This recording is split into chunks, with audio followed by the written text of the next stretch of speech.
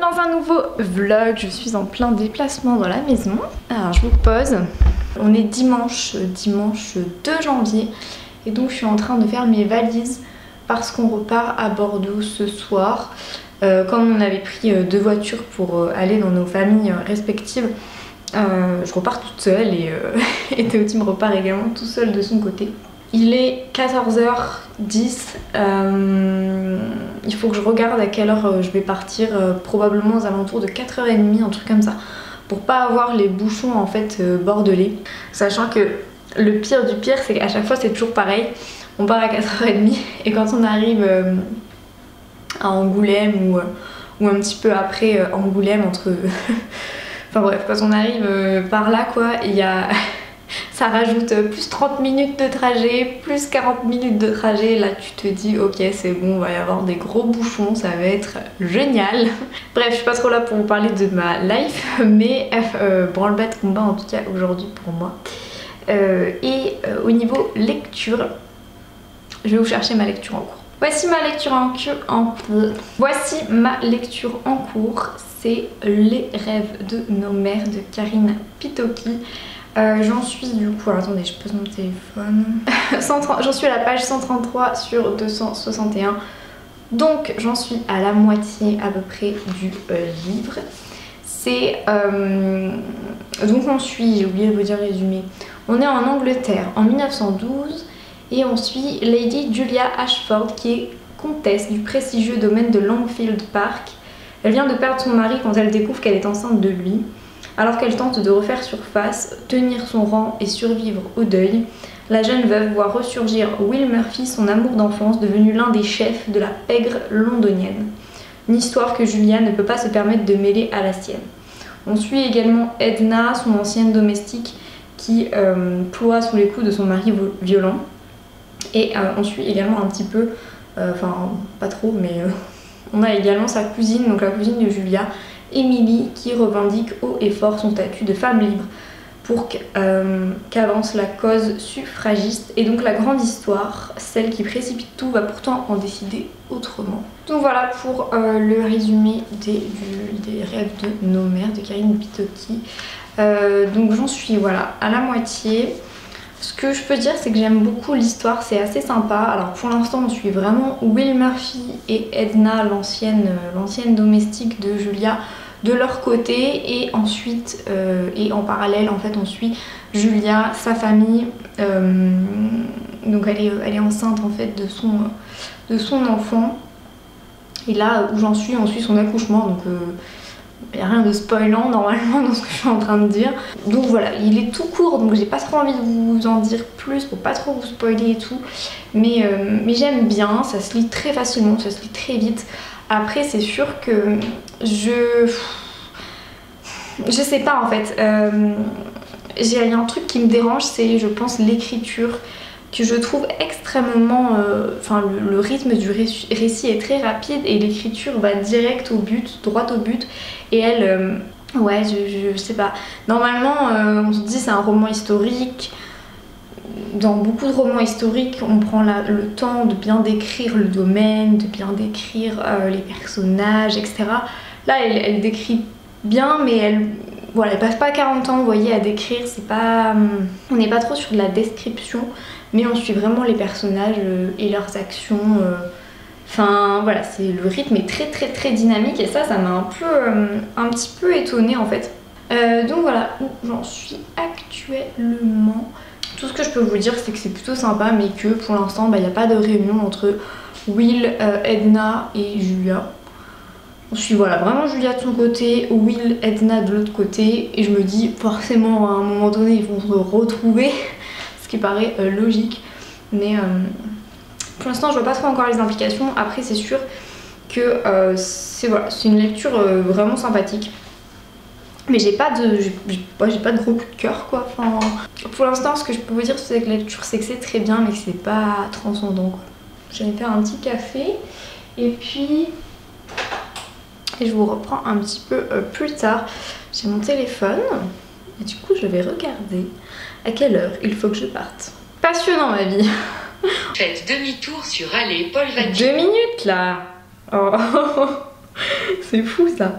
J'ai toujours l'impression quand il parle comme ça que ça agresse. Bon, si j'ai envie d'arriver à 18h45, il faut que je parte à 16h31. Je dis au revoir aussi à ce petit chat. Oh, t'es beau. Je vais retrouver d'autres chats.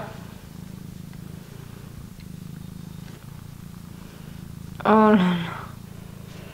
Au revoir mon petit chat. Au revoir.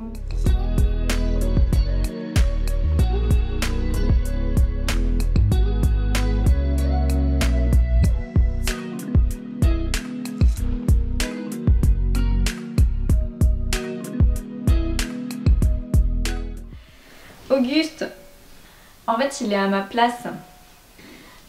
Putain. Ah t'es gros.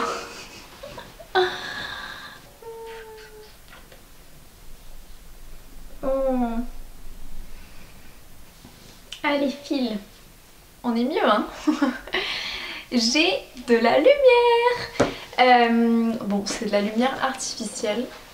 C'est un cadeau de Noël, voilà. Voilà, du coup j'ai eu également ce cadeau de Noël et j'attendais d'être ici à Bordeaux pour pouvoir le déballer. Et ben ma foi, ça fait une petite lumière bien agréable parce que ma chambre est toute sombre. Bien revenue à Bordeaux. Je ne sais pas si hier je vous ai souhaité la bonne année, je m'en excuse si je ne l'ai pas fait.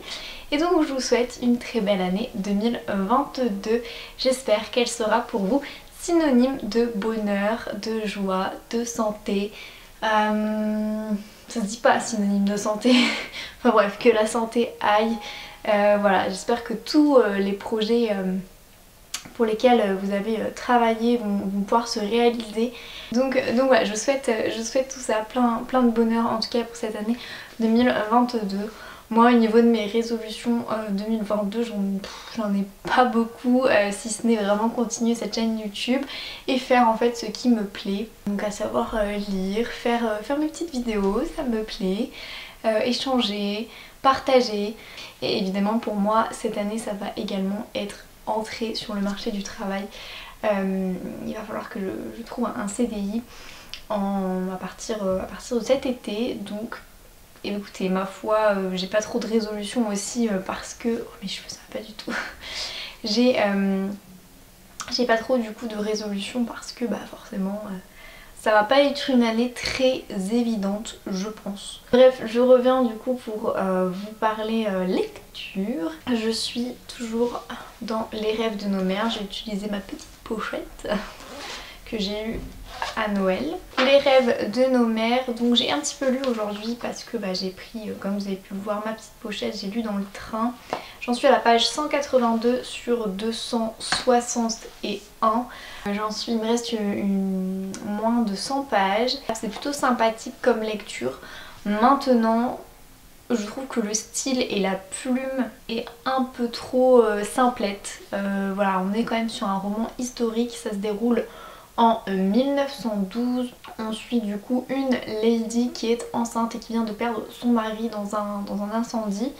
Elle est enceinte de son mari du coup. Donc voilà, elle est enceinte. En parallèle on suit Will Murphy qui est un peu l'amour de jeunesse si je puis dire de Julia. Et donc lui il est devenu bandit avec sa sœur et ses deux autres frères.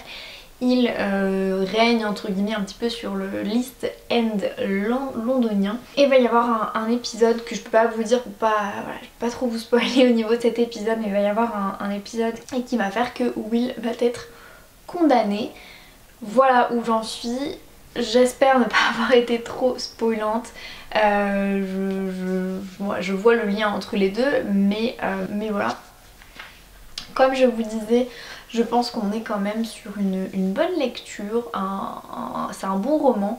Maintenant c'est vrai que je sais pas si c'est moi qui suis peut-être un peu trop exigeante avec les romans historiques, mais je sais pas, je trouve que la plume c'est agréable mais c'est pas transcendant, vous voyez. donc voilà, ouais, au niveau de la plume c'est agréable mais je suis pas emballée, je suis pas à 100% dedans. En fait ça va trop vite, les événements s'enchaînent. Donc ouais, les événements s'enchaînent à une vitesse hallucinante. C'est beaucoup trop rapide en fait je trouve pour un roman historique normalement. Enfin normalement. Je sais pas si c'est moi spécialement ou la plupart des romans historiques, mais on aime bien poser le décor, on aime bien un petit peu décrire l'ambiance, l'époque, etc. Là non, du tac au tac, les personnages en fait, elle les décrit que dans leurs actions et elle décrit pas vraiment le domaine, donc là où vit Lady Julia. Elle décrit très rapidement l'East End londonien.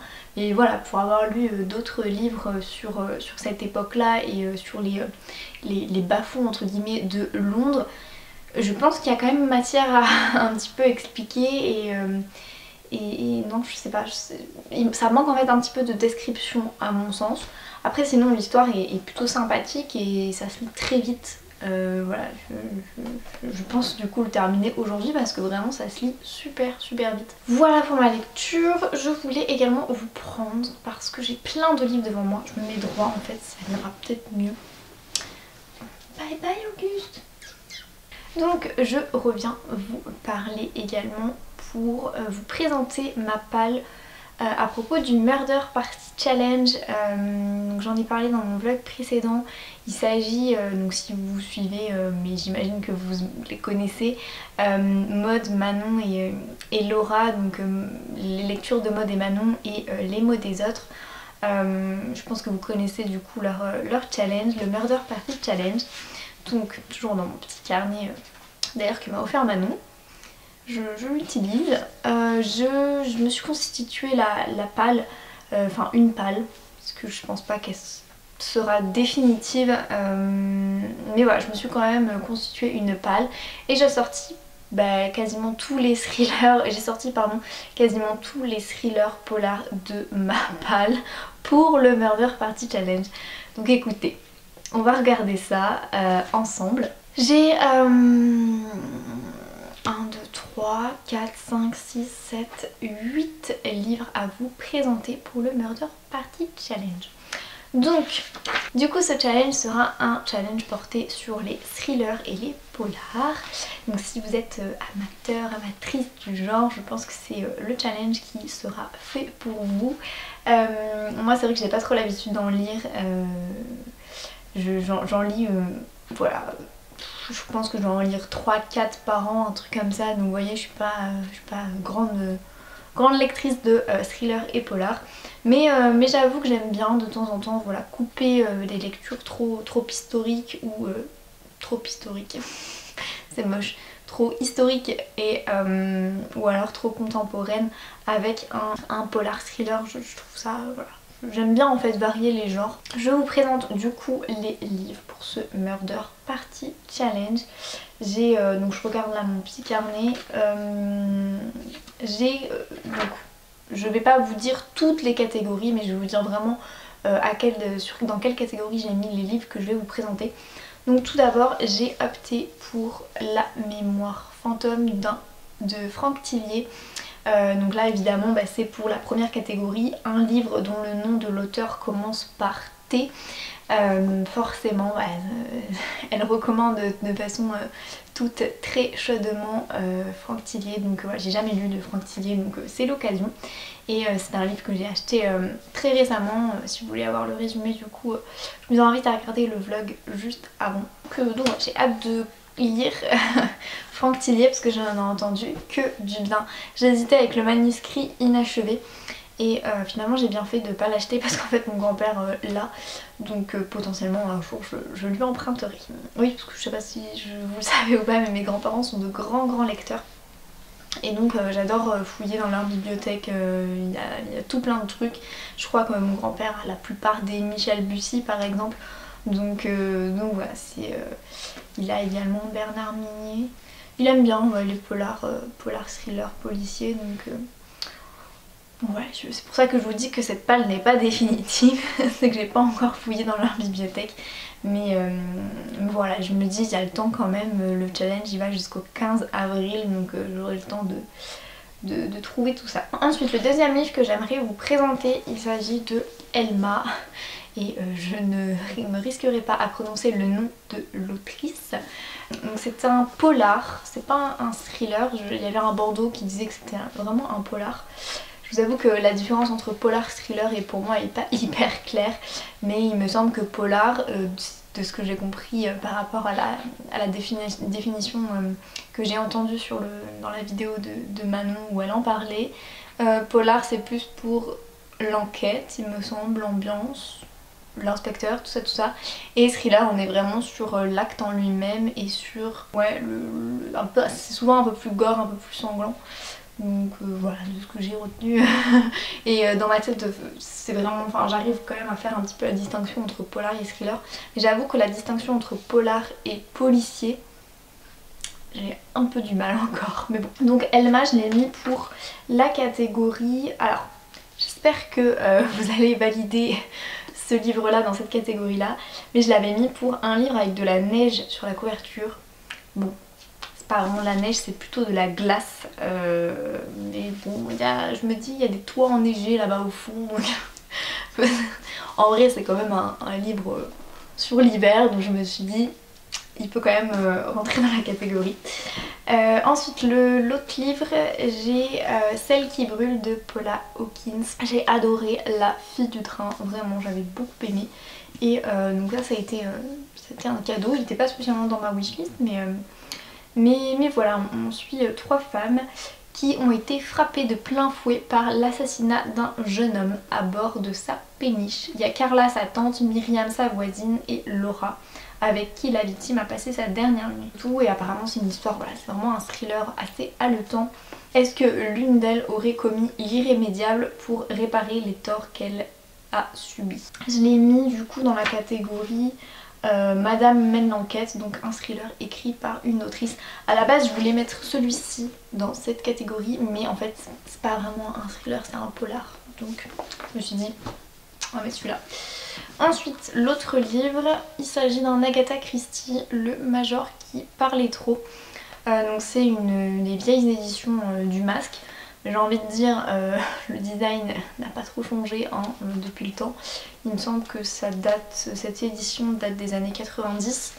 C'est ma tante qui collectionnait tous les Agatha Christie. Et donc on en a récupéré pas mal, nous les a donnés. Et donc voilà, dans la bibliothèque familiale il y a beaucoup d'Agatha Christie, mais ils sont assez vieux.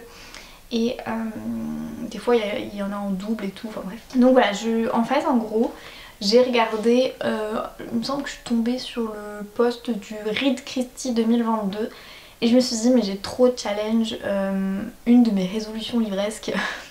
Bon, vous savez que j'ai pas fait de résolution spécialement, mais je me suis dit allez, ce qui serait cool vraiment cette année, c'est que je termine tous mes challenges littéraires. C'est vraiment pas une résolution mais plutôt un objectif. J'ai pas réussi à terminer celui de Éline, donc Un brin d'automne, et franchement ça m'embête un petit peu parce que vraiment voilà, j'avais envie de le terminer, il me manquait plus qu'un livre et je me suis dit c'est bête, et donc là j'ai vraiment envie de les finir mes challenges. Donc vu que j'ai celui de Éline et Alice, Dégivrage de Pâle, celui-ci Murder Party Challenge, si je me rajoute Read Christie 2022, je sais qu'il y en a un des 3 que je ne vais pas terminer. Je me connais, donc voilà, je me suis dit bon, le but quand même du challenge Read Christie 2022 c'est de lire Agatha Christie, et donc voilà, j'ai pris, en fait j'ai pioché dans la bibliothèque familiale et j'ai pris 3 Agatha Christie que je compte lire cette année. Voilà, je me mets un petit objectif de lire 3 Agatha Christie dans l'année, sachant que j'en ai lu quelques-uns de Agatha Christie quand j'étais un peu plus jeune. J'avais adoré notamment Le Train Bleu ou 5 petits cochons et 10 petits nègres, mais je crois que ça a été réédité, ils étaient 10 petits nègres, Le Train Bleu, c'était mes et il y a le dernier, ce que j'avais beaucoup aimé aussi, c'est Un cadavre dans la bibliothèque. Et donc bref, j'ai sélectionné Le Major qui parlait trop pour ce challenge, donc le Murder Party Challenge, et je l'ai mis dans la catégorie lire un classique du genre. Donc comme je viens de voir la vidéo de Manon où elle disait qu'on pouvait mettre des Agatha Christie, ça tombait pile poil. Et donc là on est sur un Miss Marple qui est en vacances aux Antilles et elle va en gros étudier les hôtes de son hôtel. Il y a un major qui parle trop et qui va mourir, et donc pourquoi on a tué ce pauvre vieillard tout inoffensif? La grande question.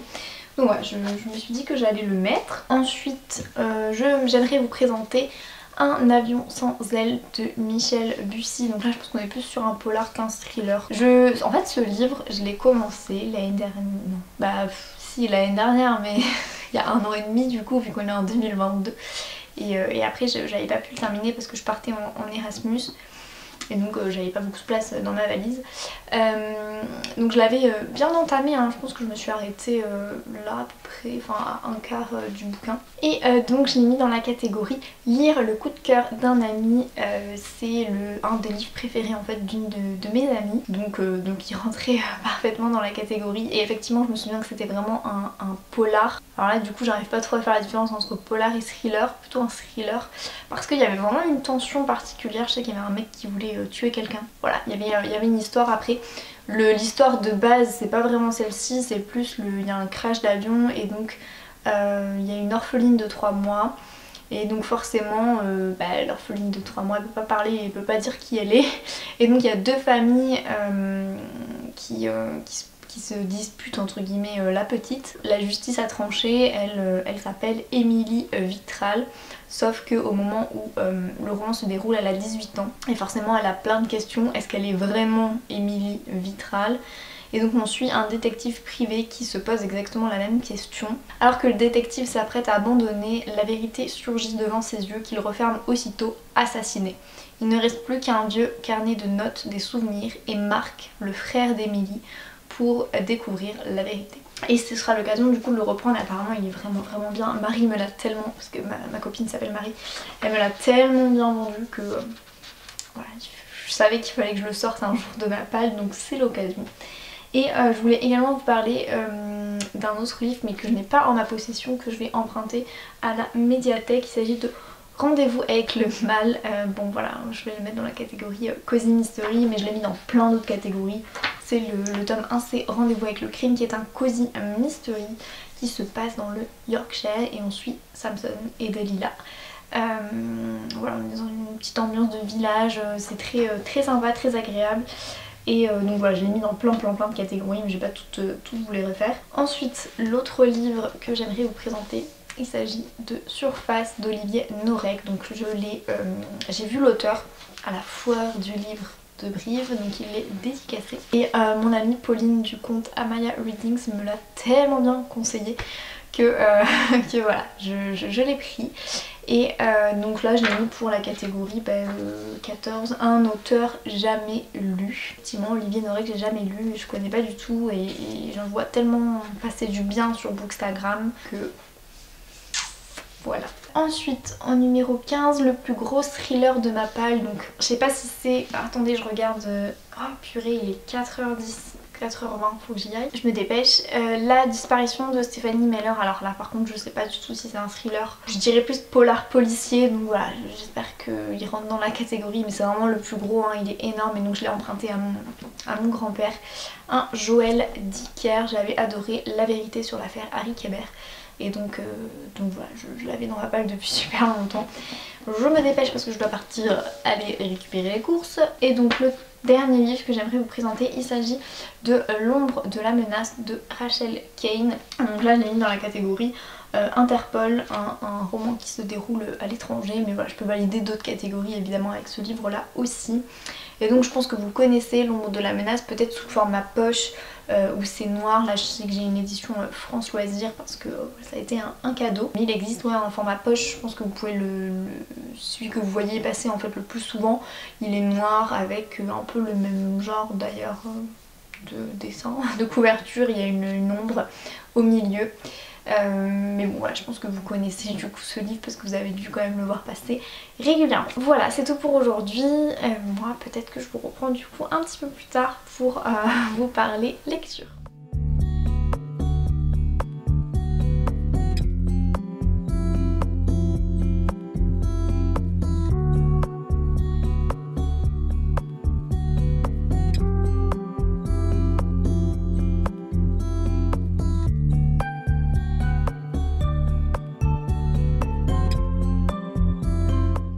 Hello, bon je mets en petite pause du coup mon livre audio, j'étais en train d'écouter La Dacha de Agnès Martin-Lugan et du coup je le mets en pause pour pouvoir vous parler parce que attention, je suis en train de cuisiner. C'est rare pour être souligné et là je viens juste de trouver le bon cadrage donc je vais pas changer.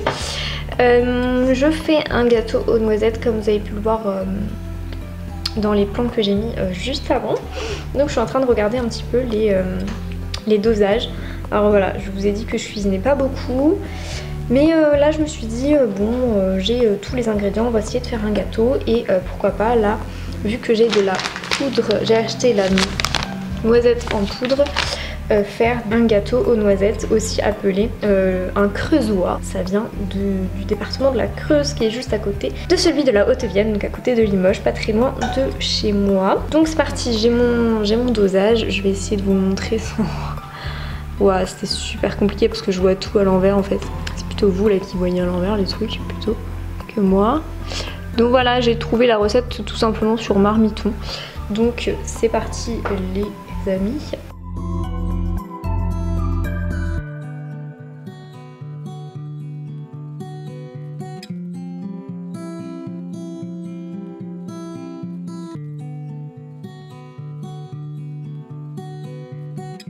Ensuite, il faut 4 œufs. Alors avant, je vais utiliser la farine, 125 g de farine.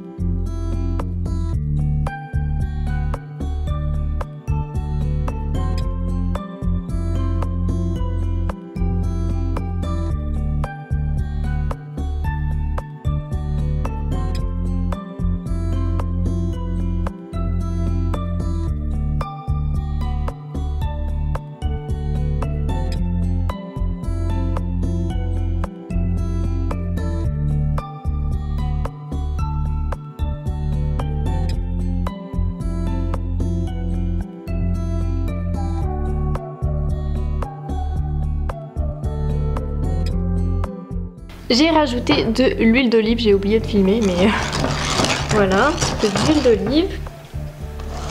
Si vous n'aimez pas l'huile d'olive, le goût que ça peut avoir dans les préparations, je vous conseille de mettre de l'huile normale. Mais bon, je suis pas trop bien au niveau cuisine donc faites comme vous voulez.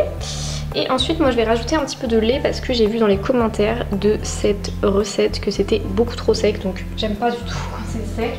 Donc pour que ce soit mieux, je vais rajouter du lait.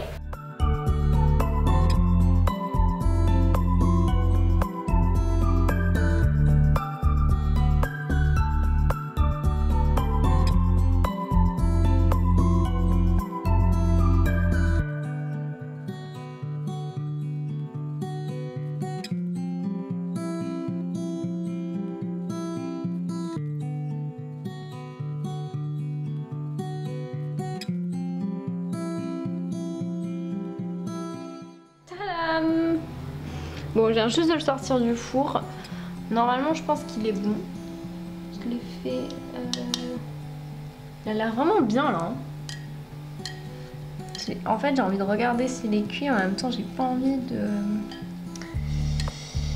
de l'abîmer.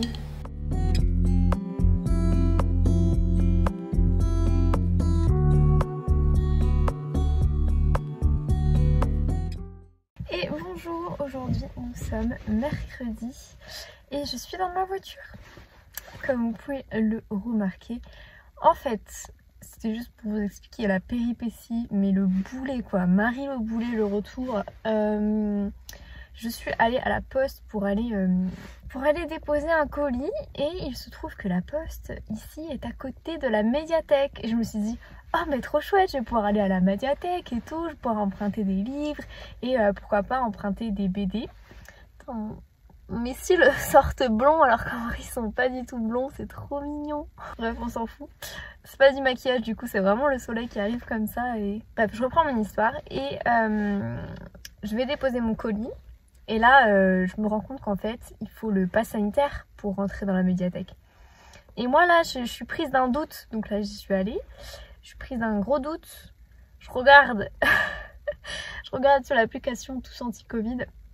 Je n'avais pas, enfin j'avais plus mon pass sanitaire parce qu'en fait vu que j'ai changé de téléphone, bien évidemment ça m'a supprimé mon fameux QR code, le précieux sésame. Et donc voilà, je suis dégoûtée parce que je suis à 2 minutes à pied là de la médiathèque et je peux pas rentrer dedans.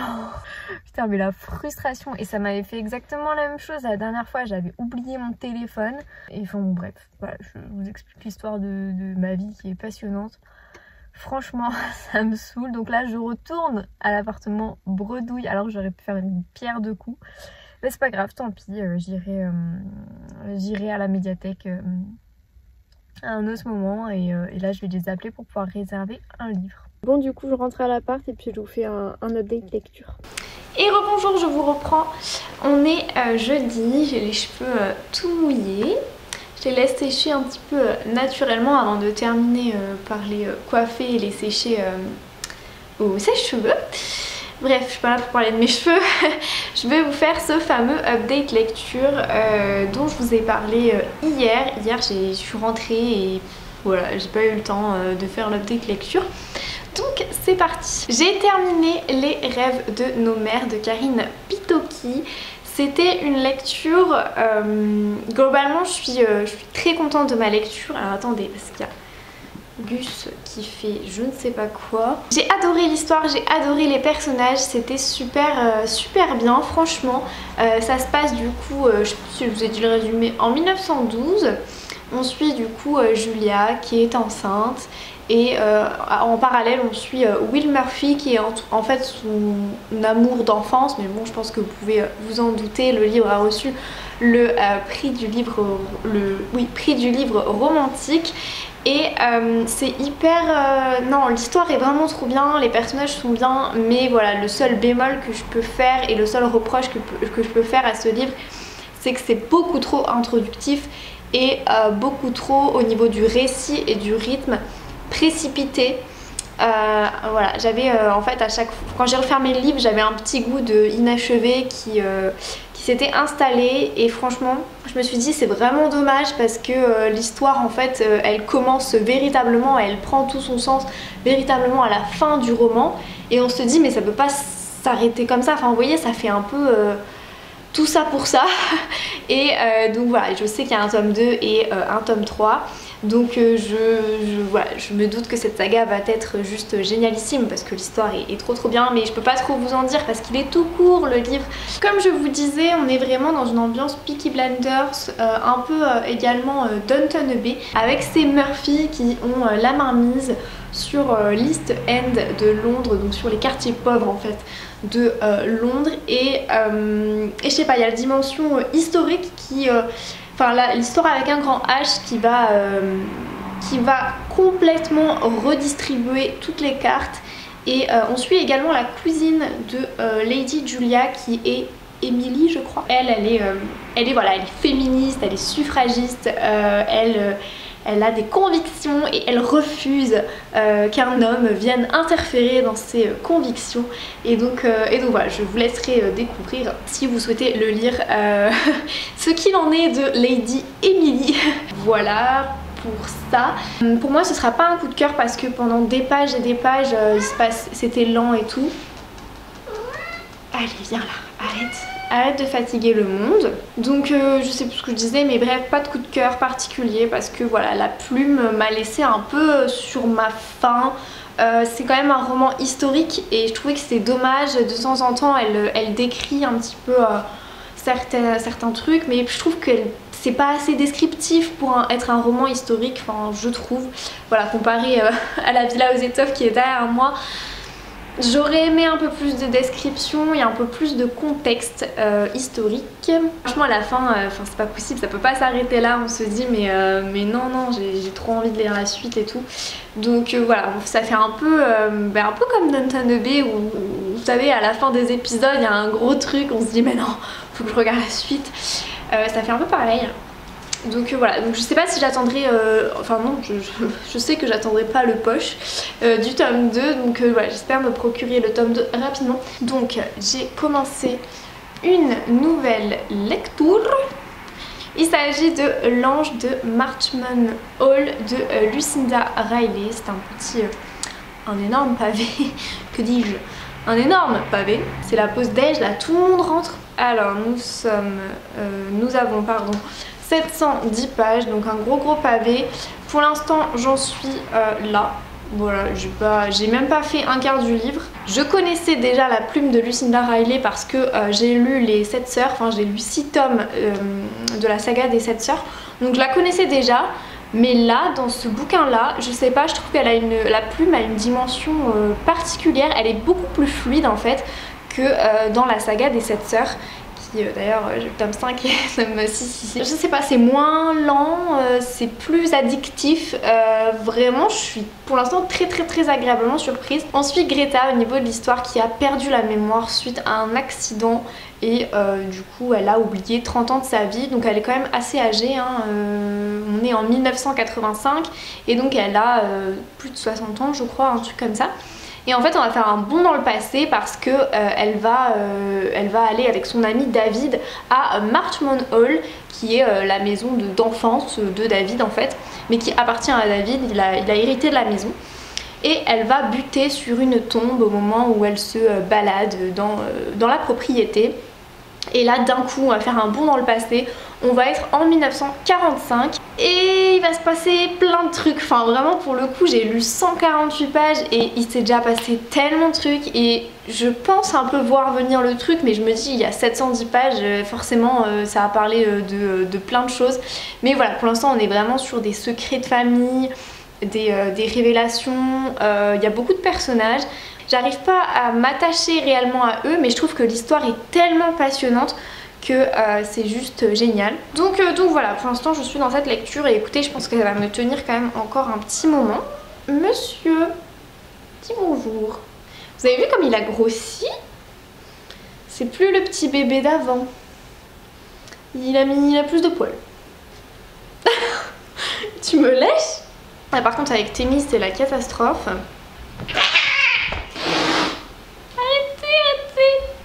J'ai oublié de vous dire que je me suis lancée dans un truc les gars. Enfin les gars. Je me suis lancée dans un truc qui s'appelle Audible. J'avais envie de tester la lecture audio, donc je me suis lancée et j'ai en fait profité d'une offre Audible. Donc c'est Audible, c'est via Amazon, et donc grâce à cette offre Audible on peut avoir 3 mois gratuits. Donc voilà, je sais pas si au moment où sortira cette vidéo vous pourrez avoir cette offre là, mais voilà, je vous invite si vous souhaitez avoir 3 mois gratuits, donc 3 livres audio, parce qu'en fait un mois est égal un crédit, donc un crédit est égal un livre, de ce que j'ai compris pour l'instant. Après je peux peut-être me tromper, mais de ce que j'ai compris pour l'instant c'est ça. Je n'ai jamais lu, enfin écouté, j'ai du mal à dire lire, mais plutôt écouter de livres audio. Et donc j'ai pris cet abonnement pendant 3 mois grâce à cette offre et j'ai choisi de écouter, j'ai du mal à dire lire, mais écouter La Datcha de Agnès Martin-Lugan. Donc tout voilà, La Datcha c'est le dernier livre de Agnès Martin-Lugan. J'en suis au chapitre 17 sur 30. Je suis un peu plus de la moitié de l'écoute. Pour un premier retour, du coup je vous fais un premier retour sur la lecture audio. C'est plutôt sympathique. T'as l'impression vraiment Alors pour moi par contre j'ai pas l'impression de lire, j'ai plutôt l'impression d'écouter. Un peu comme les podcasts et tout, c'est pareil. Enfin franchement je comprends pas quand on dit lire un livre et qu'en fait il est audio. Pour moi c'est plus écouter du coup un livre, mais bon bref, tout est une question de point de vue. Après du coup sur La Datcha en elle-même, on suit une jeune fille, je me souviens plus, ah oui elle s'appelle Hermine, qui en gros est un peu paumé et tout, et à un moment donné se fait embarquer par un vieillard qui est plutôt charismatique, et il va l'emmener à son hôtel-restaurant qui s'appelle La Dacha, et donc elle va travailler pour du coup Joe et Maya. Joe et sa femme qui en gros vont se prendre d'affection pour elle également. Et donc La Dacha, c'est le nom tout simplement de cet hôtel-restaurant, et elle va travailler, elle va faire construire sa vie en fait. Elle a eu une enfance très compliquée et elle va vraiment construire sa vie et se reconstruire à La Dacha, grâce à La Dacha et surtout grâce à Joe et Maya. Mais franchement je sais un peu comment ça s'appelle. Joe et je sais plus. Enfin Joe et sa femme. Et le roman commence en fait par la mort de Joe, donc je vous spoil pas. Il va mourir. Et donc le roman commence par la mort de Joe, et donc forcément ça remet en question énormément de trucs parce que y a une question d'héritage, ça pose des questions aussi au niveau de la famille, la place de la famille. On va suivre un petit peu ça, se retracer et faire des flashbacks, des bonds dans le passé pour découvrir un peu l'histoire d'Hermine, l'histoire de Joe, l'histoire de La Dacha, leurs histoires familiales, etc. Professionnelles aussi, enfin bref. Et cette lecture, alors je sais pas si c'est la lecture audio qui fait ça ou quoi, mais c'était super triste. Vraiment, quand j'ai commencé, alors ok, ça commence déjà par la mort de Joe, donc vous imaginez le truc, j'aurais décrit pendant super longtemps l'ambiance qu'il y avait le jour de l'enterrement. Donc c'est le premier truc. Donc effectivement si on n'est pas dans un bon dans une bonne humeur ce jour-là, je pense que ça peut vraiment vous plomber encore plus. Après sinon vraiment je me suis prise d'affection pour tous les protagonistes qui entourent l'histoire de La Dacha et tout. Franchement c'était trop... Enfin pour l'instant j'aime beaucoup ma lecture. Je fais autre chose pendant que j'écoute parce que sinon t'es là, t'écoutes. Genre vraiment t'as envie de te suicider, mais bon bref. Sinon c'était quand même une... Pour l'instant c'est une bonne lecture, après j'attends de voir un petit peu le dénouement à la fin. Mais c'est très intéressant, j'aime beaucoup, enfin voilà, je retrouve en fait la plume de Agnès Martin-Lugan et cette plume est juste incroyable, j'adore. Donc voilà ce que je peux vous dire, mon petit update lecture.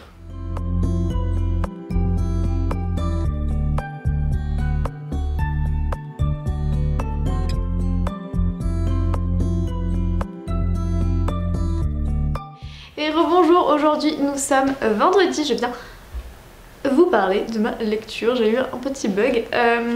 Je suis dans L'Ange de Marchmont Hall de Lucinda Riley. J'ai pas mal avancé quand même parce que j'en suis quasiment à la moitié, il me reste voilà, quelques pages avant d'arriver à la moitié du livre. Dans tous les cas c'est juste génialissime. Voilà, je sais plus ce que je vous ai dit hier, je me souviens plus en fait, voilà, j'ai une mémoire de poisson rouge, donc désolée si je reprends ou si je fais des répétitions. Pour l'instant, du coup là où j'en suis à la moitié, j'accroche totalement. Bon désolée, j'ai rechangé de décor, ça me convenait pas du tout là, donc voilà, je suis à fond dans ma lecture, c'est une lecture juste génialissime. Donc je vais pas vous répéter le résumé parce que je vous l'ai déjà dit hier. Là où j'en suis, on est vraiment sur l'histoire de Cheska, qui est la fille de Greta. Donc Greta qui est en fait la personne qui a perdu la mémoire et qui va à Marchmont Hall pour à la suite de la demande de son ami David. David qui est également son neveu. Mais ils ont le même âge, c'est un peu bizarre, mais du coup Greta a épousé l'oncle de David, mais voilà, ils avaient une grande différence d'âge, donc ce qui fait que le neveu de Greta a à peu près le même âge qu'elle. Voilà, pour essayer de situer, moi au début j'étais un peu perdue avec les personnages et enfin les générations, tout ça. Et donc on sait, c'est pas du tout un spoil, on sait dans la 4e de couverture que Greta a eu une fille qui s'appelle Cheska. Et donc là au moment où j'en suis dans l'histoire, on commence vraiment à suivre sa fille bien plus que la mère. Je sais pas, au niveau du personnage, c'est un peu compliqué cette histoire. Je trouve, j'aime beaucoup la plume de Lucinda Riley, c'est la première fois du coup que je lis un roman de l'autrice en dehors de sa saga des 7 sœurs, donc forcément je suis très agréablement surprise parce que je m'attendais pas du tout à à ce que la plume soit aussi fluide. En fait dans les 7 sœurs, on voit vraiment, enfin je trouve qu'il y a quelques longueurs et tout, et dans ce livre là mais pas du tout, franchement c'est trop bien. Donc voilà, gros coup de cœur pour la plume, c'est super fluide, j'ai qu'une envie, c'est continuer ma lecture à fond la caisse. Mais voilà, il est quand même assez dense, je sais qu'il y a beaucoup d'informations, il fait quand même 710 pages et j'en suis à la moitié. Donc bon, dans ce vlog vous verrez pas mon avis final. Je vais vous faire un petit retour sur le gâteau aux noisettes, très bon le gâteau aux noisettes. Mais je pense que je l'avais pas fait assez cuire et je trouve que le goût noisette tout seul, soit je pense que j'ai pas mis assez de sucre, il y avait trop de goût de noisette à certains endroits et à d'autres endroits c'était parfait en fait le goût de noisette, donc peut-être que j'ai mal mélangé, enfin, franchement j'en sais rien du tout, mais voilà pour mon update gâteau aux noisettes. Je suis très contente de cette deuxième lecture de 2022.